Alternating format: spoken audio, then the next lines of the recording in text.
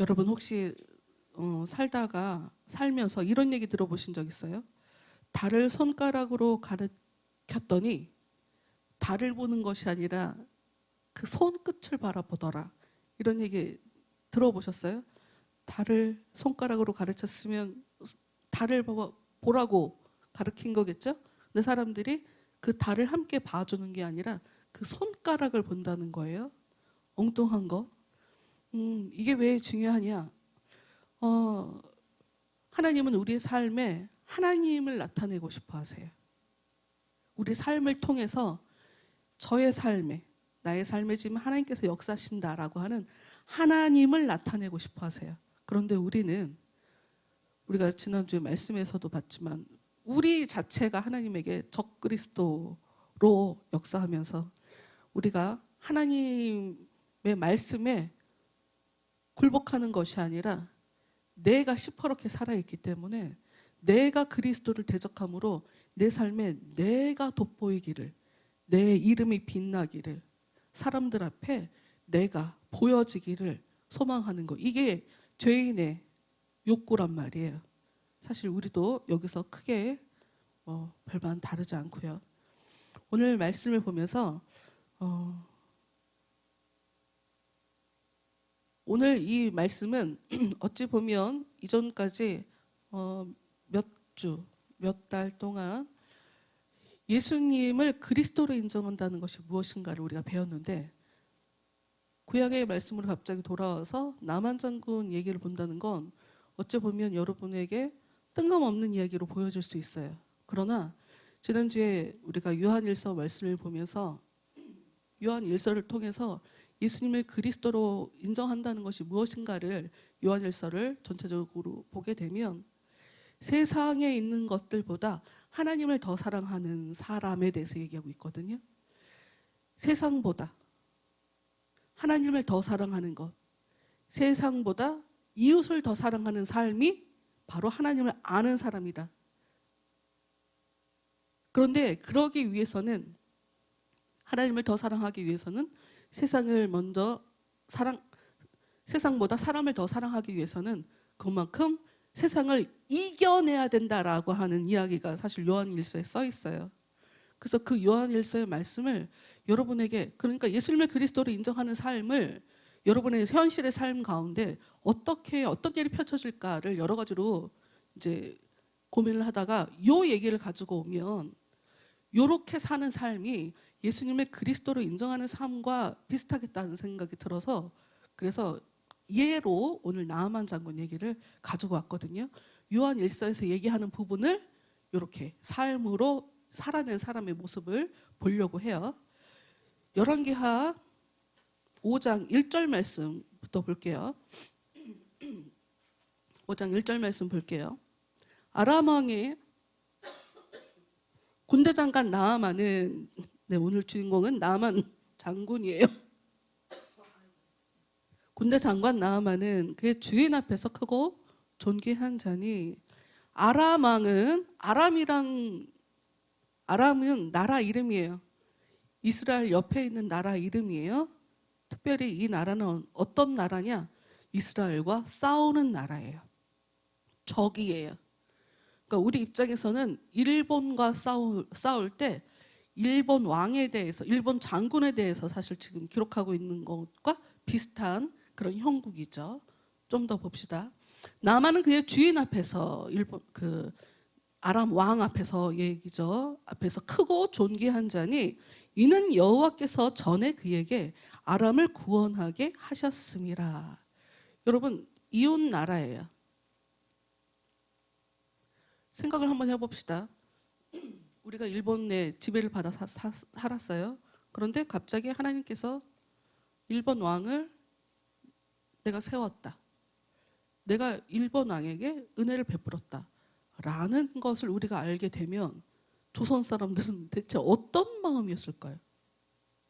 화가 나죠. 화가 나죠. 우리를 힘들게 하는데, 수시로 우리나라에 쳐들어오는데 그 사람에게 은혜를 베풀었다고? 근데 성경은 그렇게 얘기하고 있어요. 좀 다르게 얘기해 볼게요. 나아만 장군 입장에서는 자기가 실력이 있고 전쟁을 잘 해서 전쟁에서 계속 이기니 왕에게 인정을 받고 칭찬을 받고 사람들에게 칭송을 받는 그런 사람인 것으로 생각을 하는 거예요. 그런데 알고 보니 그게 자기가 겪어보지도 않은, 심지어 자기가 못 살게 구는 나라의 신이 나한테 은혜를 줘서 그렇게 전쟁에서 이길 수 있도록 했던 거래요. 받아들이기가 어렵죠. 여러분, 나만뿐만이 아니에요. 우리도 마찬가지죠. 우리는 우리의 삶에 이제껏 하나님께서 얼마나 크신 은혜를 베풀었는지 그거를 다 모릅니다. 제가 굉장히 희한한 것이, 보통 사람들은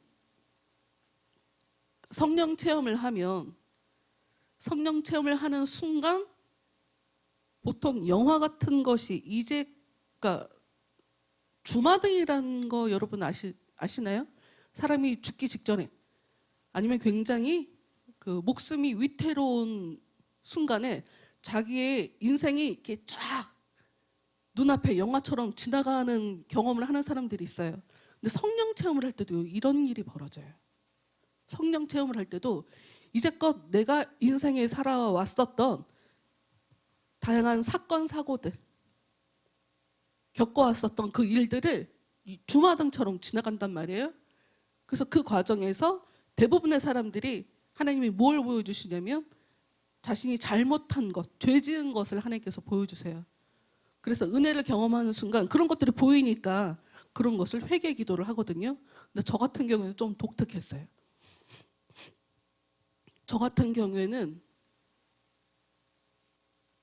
글씨로 나의 죄를 회개하는 시간을 제가 갖게 됐거든요. 근데 한도 끝도 없이 회개 기도문을 써 내려가더라고요. 몇백 개를 썼어요. 근데 교회를 다니면서 한 번도 그것이 죄야 라고 지적받아 보지 않았던 것들까지 다 생각이 나요. 희한하게 다 생각이 나. 다 적게 되더라고요. 사람마다 하나님께서 역사해 주시는 방법은 굉장히 달라요.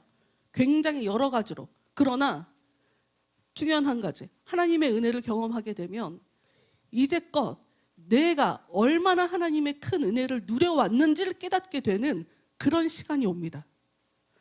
아, 이제껏 하나님이 나를 기다려주셨구나. 하나님이 나를 참아주셨구나. 나를 봐주셨구나. 이런 것들을 경험하게 돼요. 은혜를 경험하게 되면. 나아만은 자기가 전혀 하나님에 대해서 인지를 못하고 있었지만 하나님은 이 사람을 이미 잡고 전쟁에서 이기도록 도와주고 계셨던 거죠. 그런데 거기서 한 걸음 더 나아가 하나님은 나아만에게 더 큰 하나님을 보여주고 싶으신 거예요. 그래서 어떤 일을 하셨냐? 병에 걸리게 하는 거예요. 봅시다.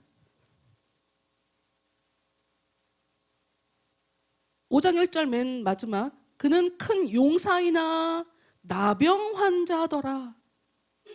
2절, 전에 아람 사람이 떼를 지어 나가서 이스라엘 땅에서 어린 소녀 하나를 사로잡음에 그가 나아만의 아내에게 수종들더니 그의 여주인에게 이르되 우리 주인이 사마리아에 계신 선지자 앞에 계셨으면 좋겠나이다. 그가 그 나병을 고치리이다 하는지라. 이 장면을 보면서 어떤 성경에 다른 인물이 생각났냐면 요셉, 애굽에 종살이하러 끌려갔던 요셉이 생각났어요.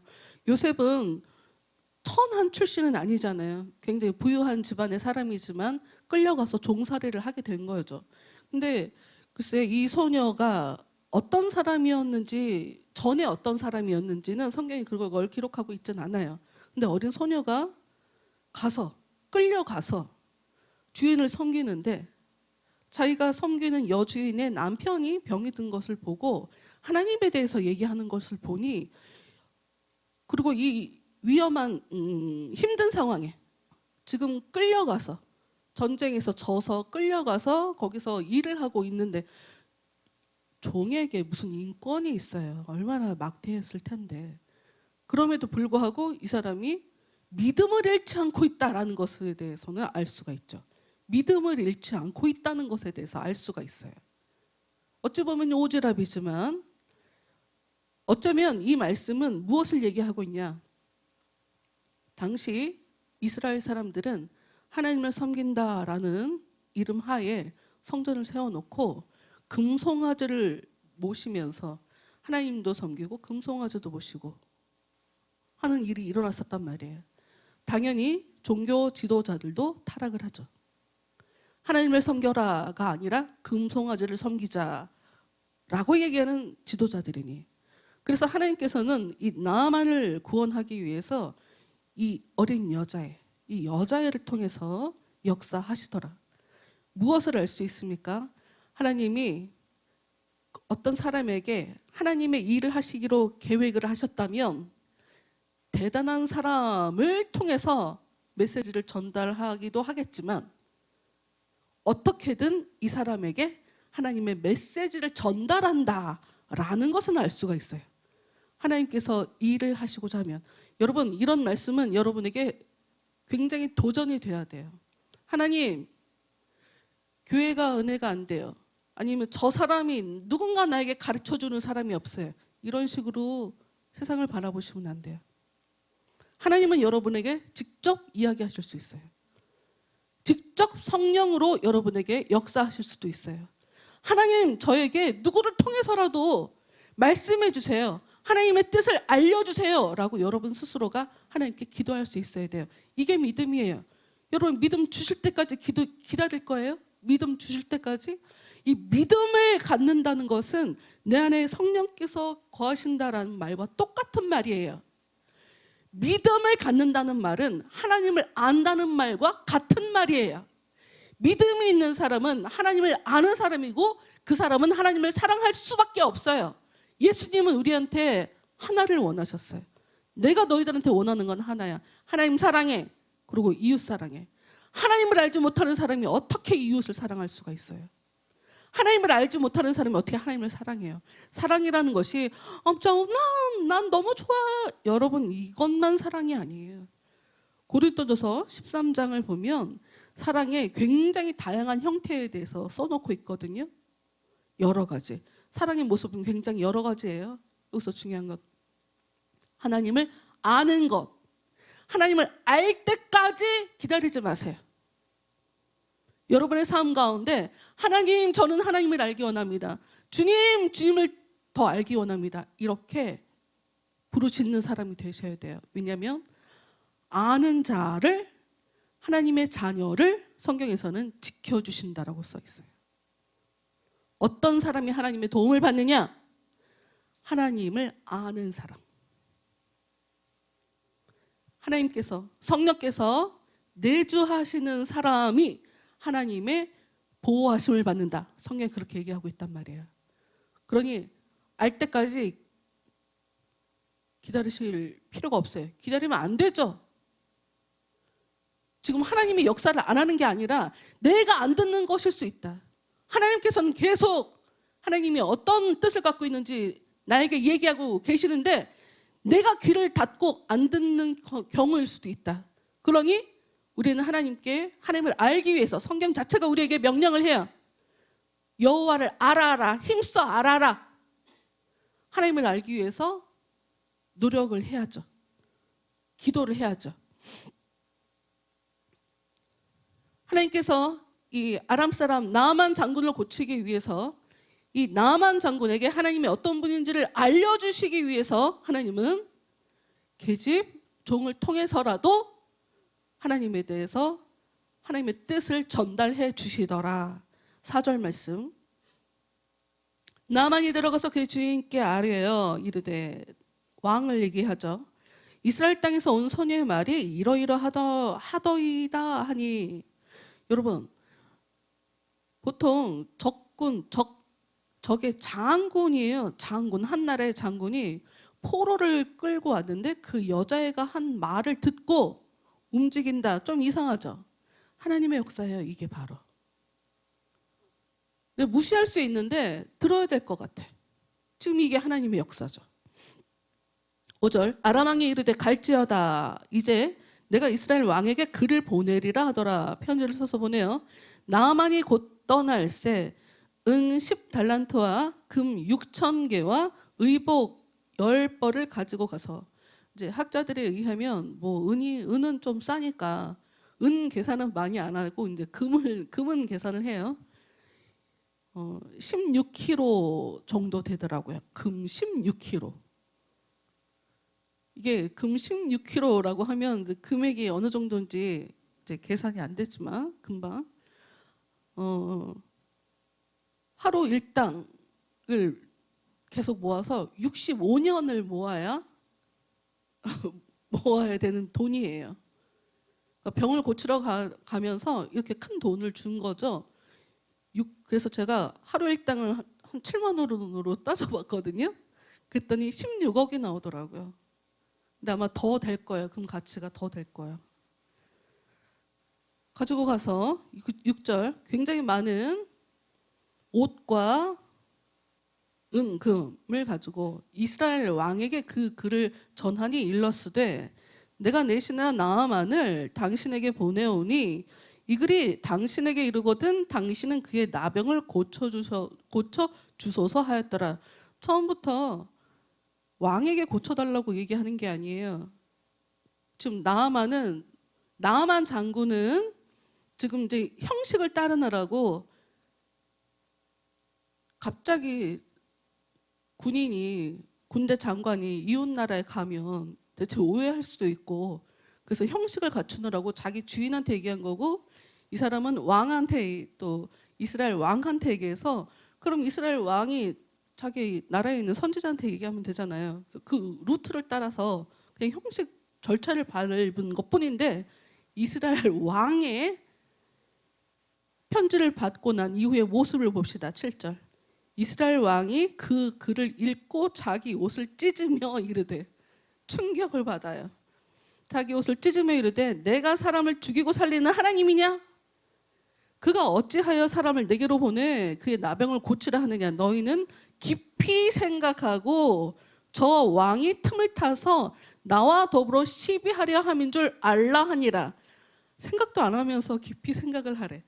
아니 자기가 하나님, 그렇죠, 자기는 하나님이 아니죠.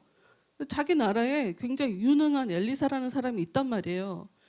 엘리사, 그 스승인 엘리야는 이 당대에 굉장히 유명한 선지자예요. 학생들도 굉장히 많이 데리고 있었고, 그런데 왕은 대체 무슨 생각을 했는지, 내가 하나님이냐? 내가 사람을 살리기도 하는, 사람을 죽이기도 하는 내가 하나님이냐? 라고 생각을 한 거죠. 성경은 이것을 통해서 뭘 얘기하고 싶으냐면 이스라엘 왕이 믿음이 없다. 믿음이 없다. 8절. 하나님의 사람 엘리사가 이스라엘 왕이 자기 옷을 찢었다 함을 듣고 왕에게 보내 이르되 왕이 어찌하여 옷을 찢었나이까? 정말 슬프고 고통스러울 때, 비참한 일이 일어났을 때 옷을 찢거든요. 왜 옷을 찢었습니까? 그 사람을 내게로 오게 하소서. 그가 이스라엘 중에 선지자가 있는 줄을 알리이다. 선지자가 있는 줄을. 글씨는 선지자가 있는 줄을 이라고 써있지만 이것이 얘기하는 것은 하나님께서 역사하시는 사람이 있는 줄을 이겠죠. 9절. 나만이 이의 말들과 병거들을 거느리고 이르러 엘리사의 집 문에 서니. 요 말씀은 조금 독특한 이야기예요. 우리 성경에는 엘리사의 집 문에라고 써있지만 원어로 보면 그 집 문에, 그 집이라고 써있거든요. 근데 왜 이게 독특한 말이냐면 그 집이라고 할 때는 보통은 성전을 그 집이라고 신학적으로 많이 써요. 그 집. 이게 어떤 의미냐? 심지어 엘리사의 집 문에 서니라고 써있죠. 서니. 이 서다라는 말은 또 어떤 말이냐면 하나님 앞에 설 때, 하나님을 예배할 때 자주 사용하는 말이에요. 서니.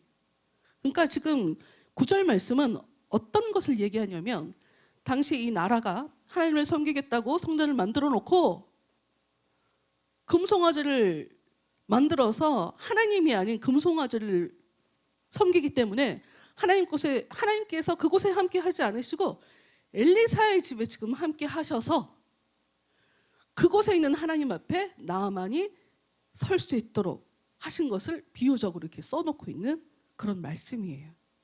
여러분, 하나님은 굉장한 지도자 앞에 함께 하시는 것이 아니라 하나님을 정말 의지하는 자와 함께 하시는 분이 하나님입니다.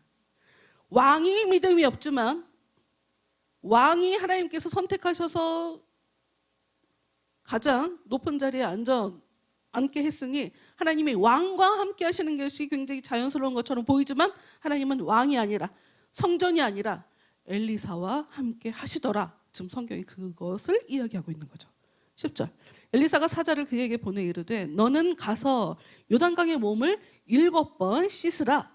내 살이 회복되어 깨끗하리라 하는지라. 요단강의 몸을 7번 씻으라.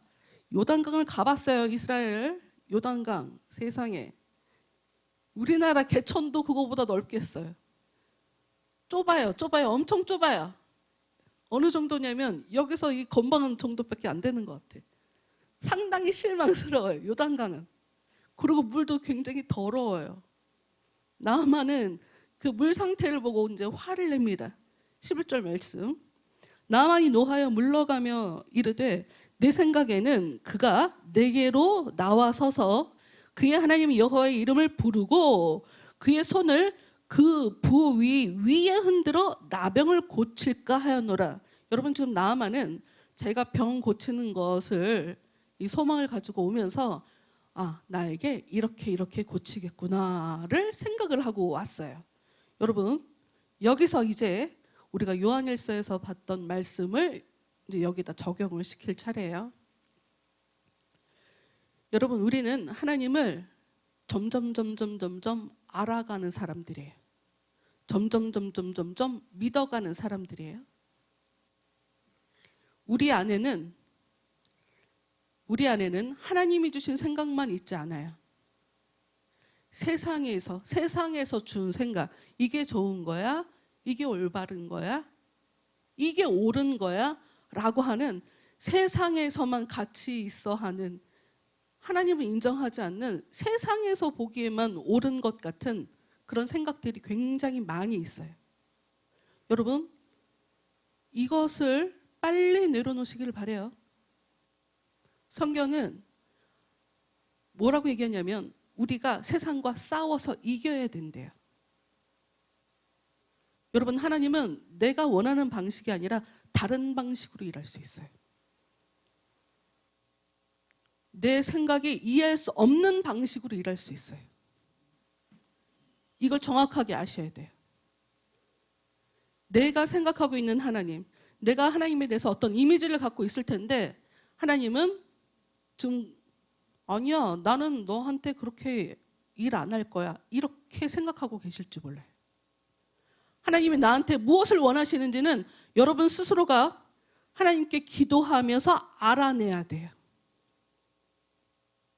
사람들은 얘기해요. 이게 좋다, 이게 좋다, 이게 좋다. 그런데 그래? 그게 좋은 건가? 그게 좋은 건가? 근데 하나님은 그게 좋은 것이 아니라고 얘기할 수 있어요. 요단강물이 더러우니 저런 물에서 목욕하라고 하는 건 하나님 뜻이 아닐 거야. 여러분 이렇게 하나님은 우리가 하나님의 은혜를 경험하기 위해서 일부러 힘든 상황을 겪도록 만들어 버려요. 테스트를 하신다고요. 세상에서나 가치 있지 하나님 앞에는 가치가 없는 것들이 굉장히 많습니다. 여러분의 선입견을 가지고 하나님을 바라보시면 안 돼요. 여러분의 생각을 내려놓으시고 무조건 하나님이 원하시는 대로 순종하는 것을 습관을 들이셔야 돼요. 순종하는 것으로 여러분의 마음과 태도를 새롭게 만들어 가셔야 돼요. 성경에 써 있으니까 세상의 논리는 저 사람이 못되게 굴었잖아, 그러니까 어떻게 사랑할 수 있어, 이게 세상의 논리지만 하나님은 원수도 사랑해 라고 써 있으니까 나 진짜 저 사람 사랑하기 싫은데 저렇게 나쁜 사람을 내가 왜 사랑해야 돼? 저 사람은 욕을 먹어 마땅한데? 라고 생각하는 그 순간에 하나님의 말씀을 기억하고 그래, 내가 미워하는 마음을 일단은 내려놔야겠다. 하나님, 저는 하나님의 원수를 사랑하라고 얘기했지만 저는 형제도 사랑하기가 어렵습니다. 근데 하나님께서 원하시니 제가 미워하는 마음을 좀 내려놔 볼게요를 하셔야 돼요. 그거부터 시작이니까. 똑같이 그 사람이 행한 대로 똑같이 갚아주는 것은 하나님의 자녀가 할 일이 아닙니다. 하나님은 절대로 그런 식으로 일하지 않으세요. 금요일 날도 이제 설교하면서 잠깐 이 얘기를 했었는데, 이제 어떤 무당이 얘기를 하더라고요. 무당 앞에 사람들이 찾아와서 어떤 것을 상담하냐 하고 물어보니까 전부 다 의식주 문제래요. 의식주. 물질과 관련된 의식주 문제. 그런데 여러분, 마태복음에는 의식주 문제 걱정하지 말라고 써 있어요. 무엇을 먹을까, 무엇을 마실까, 무엇을 입을까 생각하지 마. 하늘의 새도 백합화도 하나님이 다 먹이고 입히시는데 그거 걱정하지 마. 그건 전부 다 안 믿는 사람들이 걱정하는 거야. 너는 하나님 앞에 무엇이 옳은지 그거를 항상 구해야 돼. 이게 예수님의 가르침이거든요. 세상의 논리는 나한테 이익이 되는 거, 이기적으로 살아라. 너한테 도움 안 되는 사람이면 빨랑 관계를 끊어, 뭐 이런 것도 가르치더라고요. 빨리 인간관계를 정리해야 할 사람, 뭐 1, 2, 3 뭐 이렇게 가르치던데, 여러분, 기독교 원리는 세상과 다릅니다. 세상이 옳다고 얘기하는 것을 따라가지 않아요. 나만은 화냈어요. 그 순간에. 내 생각과 다른데? 나한테 와서 기도를 해줘야지. 기도를. 나를 왜 존중해 주지 않아? 선지자가 지금 저 장군인데 나를 와서 저 선지자가 나에 대해서 오셨습니까? 를 해야 되는데 왜 하지 않아? 를 화낸 거죠. 12절. 다메섹강 아바나와 바르발은 이스라엘 모든 강물보다 낫지 아니하냐? 내가 거기서 몸을 씻으면 깨끗하게 되지 아니하리야 하고 몸을 돌려 분노하여 떠나니. 화만 내는 게 아니라 이제 분노했어요. 생각을 해보니까 우리나라 강이 훨씬 더 깨끗해. 우리나라에 깨끗한 강이 2개나 더 있어요. 거기 가면 훨씬 깨끗해지겠네 하고 분노하며 떠나가요. 그런데 13절. 그의 종들이 나와서 말하여 이르되 내 아버지여, 선지자가 당신에게 큰 일을 행하라 말하였다면 행하지 아니하였으리까? 하물며 당신에게 이르기를 씻어 깨끗하게 하러 함이리까 하니. 종들이 참 희한해요. 어찌 보면 아람 나라의 최고 권력자일 수 있어요. 왕 아래에. 그런데 여종의 말을 듣고 여기까지 온 사람이 이제는 자기의 종들의 말을 듣고 자기 분노하는 마음을 가라앉히고 생각을 하는 거예요. 여러분, 우리가 로마서 말씀을 보면서 영적 예배가 무엇인가를 배웠어요. 로마서 12장에 영적 예배가 무엇인가? 생각을 하는 게 영적인 예배예요. 무엇이 하나님 앞에 옳은가? 어떤 것이 내 영혼에 유익한 것인가? 이것을 생각하는 것이 영적인 사람이에요. 하나님은 지혜의 영이에요. 지혜의 영. 살다 보면 화날 수도 있고 불만도 생길 수 있어요. 불만 다 풀면 뭐 하겠어요? 문제 해결돼요? 화를 내면 뭐 하겠어요? 문제 해결되냐고요. 때로는 포카페이스로 화내지 않고 분노하지 않고 깊게 생각을 해서 허를 찌를 수 있는, 그게 오히려 문제 해결이 되는 그런 경우도 많거든요. 화를 내면 일단 아무것도 안 보여요. 여러분, 저는 이 설교 준비하면서 어떤 걸 생각했냐면, 여러분, 우리가 사랑을 할 때, 결혼을 할 때 눈에 콩깍지가 씌어야 결혼을 하죠. 눈에 콩깍지가 씌어야 사랑이라는 게 하게 되고, 일단 눈에 콩깍지가 씌이면 어떤 일이 벌어지냐? 못생긴 사람도 잘생겨 보인다. 성격이 더러운 사람도 아니 뭐 저 정도면 뭐 괜찮지 하고 이해심이 많아져요. 여러분, 믿음이 이래요. 믿음이 이래요. 믿음은 어느 순간 하나님이 이해가 돼요. 하나님의 그 처사가 이해가 돼요.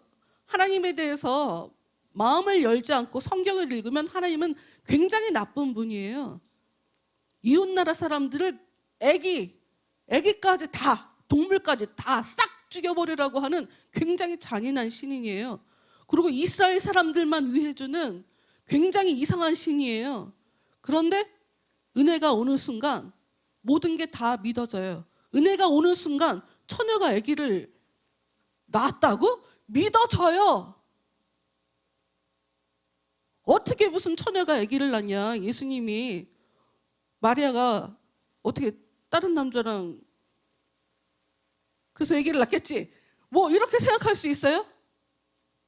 성령으로 잉태된 사건 자체를 믿지 않는 사람들이 굉장히 많단 말이에요. 그러니까 이게 은혜가 역사하지 않으면 예수님은 믿을 수가 없어요. 나아만은 분노하고 자기 나라에 있는 강이 훨씬 더 상식적으로는 자기 나라 강이 훨씬 더 깨끗해서 거기 가면 낫겠네라고 생각했지만 하나님의 명령은 뭐예요? 하나님의 요구는 뭐예요? 더러운 그 물에서 씻으라고. 근데 그 상황에 분노하는 이 마음을 종들의 얘기에 참 희한하죠. 그러니까 이 사람이 굉장히 높은 신분에 있는 사람이지만 이 종들, 여종의 이야기도 들을 수 있는 그런 겸손한 사람이라는 걸 알 수가 있어요. 여러분, 사람 무시하면 안 돼요. 성경이 얘기해요. 하나님은 행한 대로 갚아주시는 분이에요. 우리가 사람 무시하면 여러분도 무시당해요. 하나님이 가르쳐 주셔야죠. 야, 너도 무시당하니까 속상하니? 네가 다른 사람 무시할 때 그 사람이 그런 마음이야. 내가 그 마음이야. 내가 다른 사람 무시하면 똑같이 무시당하는 일이 생겨요. 감사하게 종들의 얘기를 듣고 이 사람은 분노하는 그 마음을 누그러뜨리고 강으로 갑니다. 14절. 나만이 내려가서 하나님의 사람의 말대로 요단강에 7번 몸을 잠그니 그의 살이 어린아이의 살같이 회복되어 깨끗하게 되었더라. 나만이 모든 군대와 함께 하나님의 사람에게로 돌아와서 그의 앞에 서서 이르되, 여기 또 한 번 쓴다는 말이 있죠. 그의 앞에 서서, 엘리사 앞에 서서, 이 선다라는 말이 바로 존경한다, 경배한다, 예의를 갖춘다, 뭐 이런 의미를 갖고 있어요. 서서 이르되 내가 이제 이스라엘 외에는 온 천하에 신이 없는 줄을 아나이다. 이제 하나님에 대해서 알게 된 거예요. 나는 이스라엘의 신이라고 생각해서 그 하나님이 대단한 신이라고 생각하지 않았는데 여기 와서 하나님을 겪어보니 와, 하나님이 최고 강한 신이구나, 최고 대단한 신이구나를 알게 됐다는 거예요. 청하건대 당신의 종에게서 예물을 받으소서. 감사하니까 예물을 드리죠.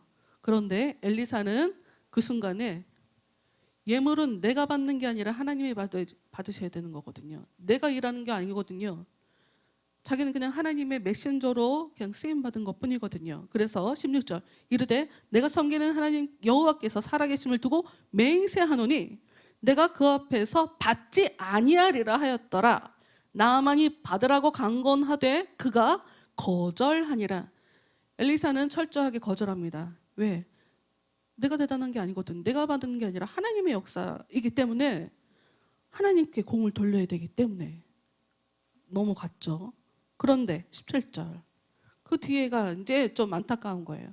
나아만이 이르되 그러면 청하건대 노새 2마리의 실을 흙을 당신의 종에게 주소서. 이제부터는 종이 번제물과 다른 희생제사를 여호와 외에 다른 신에게는 드리지 아니하고 다만 여호와께 드리겠나이다.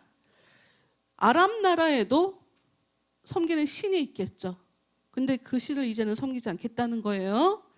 하나님께만 섬기겠다. 하나님께만 번제물과 희생제사를 드리겠다. 18절 그런데 오직 한 가지 일이 있사오니 여호와께서 당신의 종을 용서하시기를 원하나이다. 대체 무슨 얘기를 하려고? 용서부터 구해요. 곧 내 주인께서 림몬의 신당에 들어가 거기서 경배하며 그가 내 손을 의지하심에 내가 림몬의 신당에서 몸을 굽히오니 내가 림몬의 신당에서 몸을 굽힐 때에 여호와께서 이 일에 대하여 당신의 종을 용서하시기를 원하나이다 하니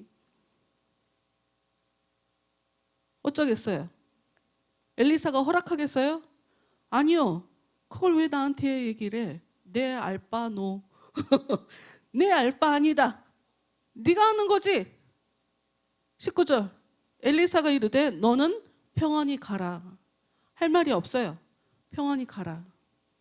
그가 엘리사를 떠나 조금 가니라. 시간이 이런 관계로 뒤에 나오는 게하시 얘기는 다음 주에 하고, 여러분 성경 두 군데 한번 찾아볼게요. 마태복음 12장 말씀 한번 가서 보겠습니다. 신약 성경에는 예수님께서 이제 구약의 인물들을 많이 알고 계시기 때문에 구약의 인물들에 대해서 다룬 이야기들이 많아요. 마태복음 12장 38절 말씀 한번 볼게요. 마태복음 12장 38절.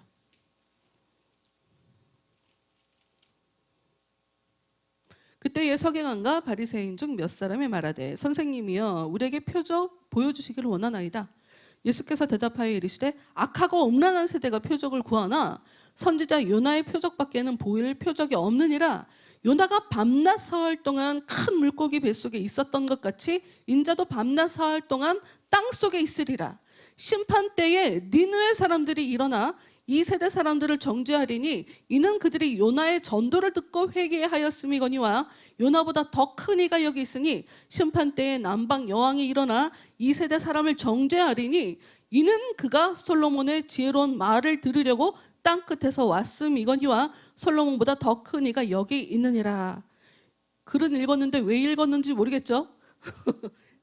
예수님께서 분명히 구약의 인물들을 가지고 와서 구원받은 사람들에 대해서 지금 얘기를 하고 있거든요.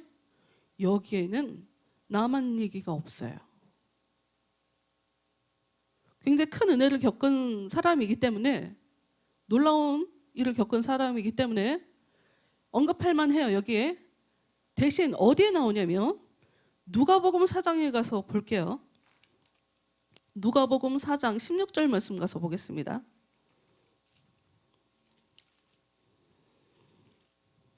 누가복음 4장 16절. 본문의 말씀은 이제 예수님께서 자신이 사셨던 이 갈릴리 지역, 그 지역에서 복음을 전하면서 이제 겪게 된 일이에요. 14절, 누가복음 4장 16절부터 볼게요.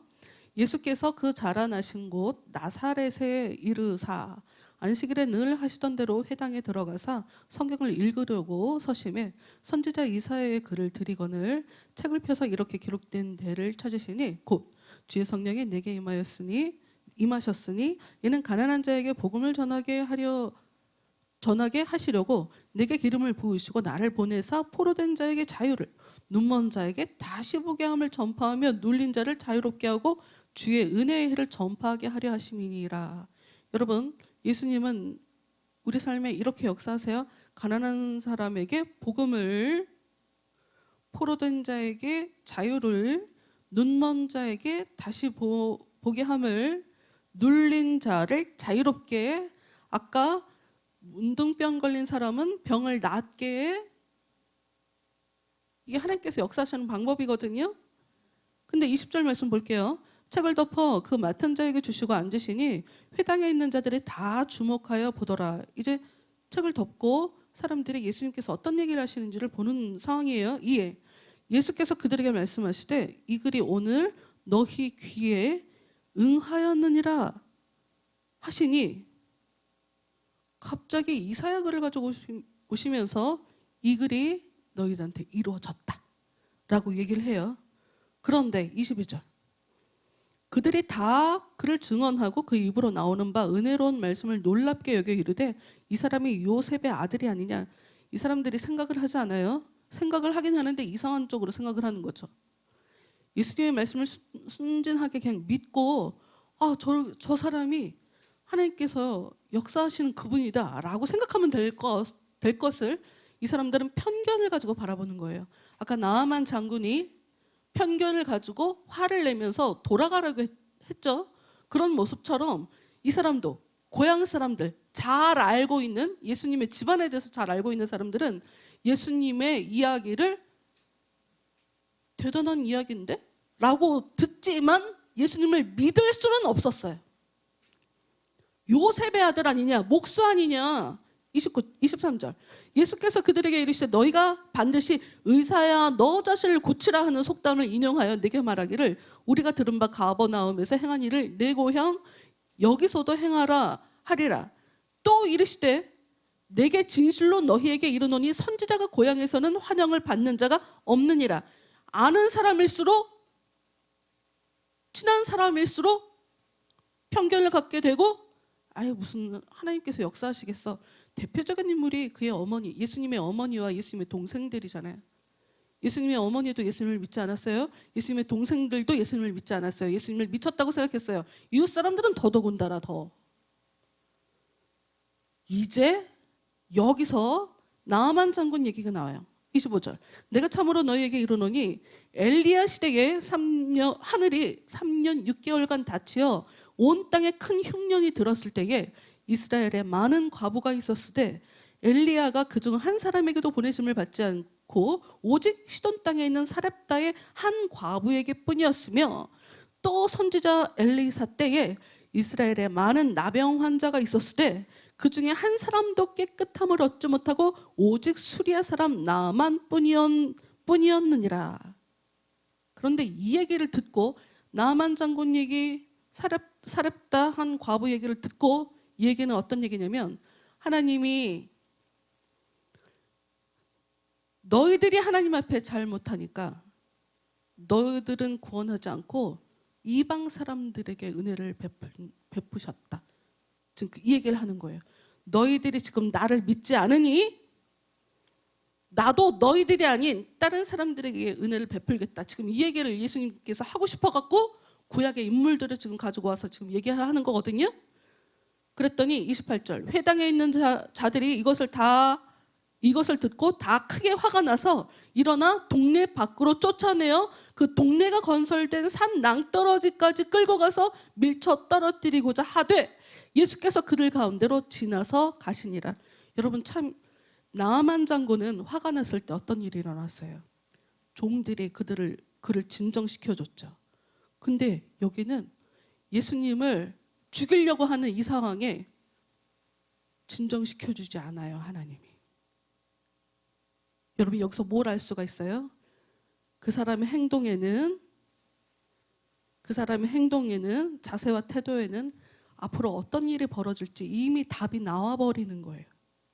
하나님의 역사는 화를 내도 하나님이 역사해 주시면 화를 내는 사람도 잠재워 주지만 하나님의 역사가 이들과 함께 하지 않으면 이상한 짓을 할 때 하나님께서 눌러주질 않는 거예요.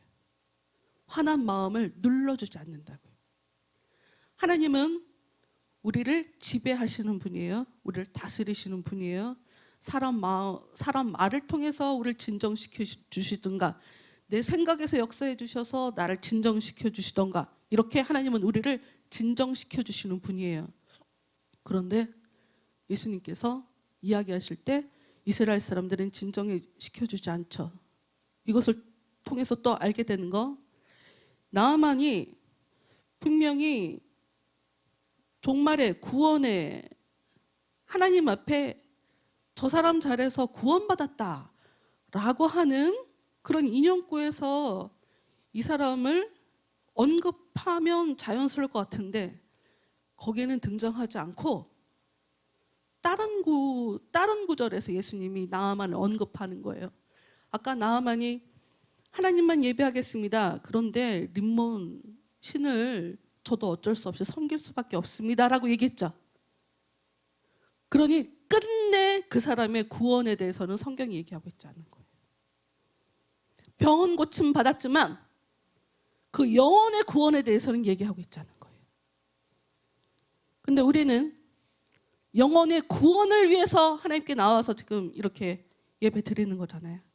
여러분 영혼의 구원을 받으셔야죠.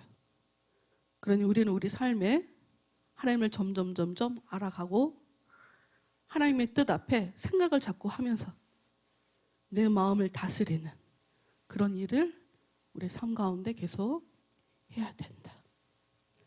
그래서 세상을 이겨내야 된다. 세상이 주는 가치관들을 이겨내야 된다. 이게 바로 왕같이 살아가는 사람들인 거예요. 우리 찬양합시다. 찬양.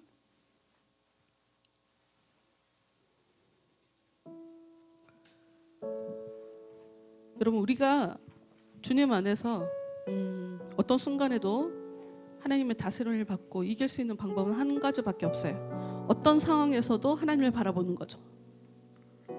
실제로 저는 이 찬양을 통해 제가 굉장히 제 인생의 암흑기에